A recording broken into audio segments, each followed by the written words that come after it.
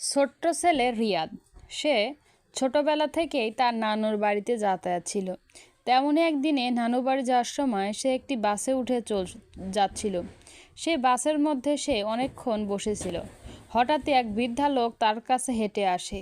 সেই বাসে তারা দুইজনই ছিল, আর অন্য কেউ ছিল না। তখনই সেই বৃদ্ধা লোকটি বলে ওঠে যে, দেখো বাবা, আমার ফোনটা হারিয়ে গেছে। তুমি কি তোমার ফোনটা আমাকে একটু দিতে পারবে?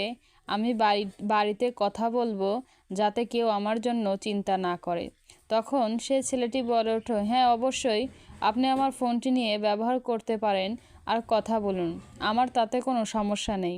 আমাদের সকলের উচিত সবাইকে সাহায্য করা। তারপরে দেখলাম যে ছোট্ট ছেলেটি সে বৃদ্ধা লোকটিকে ফোনটি দিল কথা বলার জন্য। তো বন্ধুরা, এরকম আরও মজার মজার ভিডিও পেতে চাইলে অবশ্যই আমাদের এই চ্যানেলটি সাবস্ক্রাইব করুন, লাইক করুন, আর এরকম আরও ভিডিও দেখুন। ধন্যবাদ।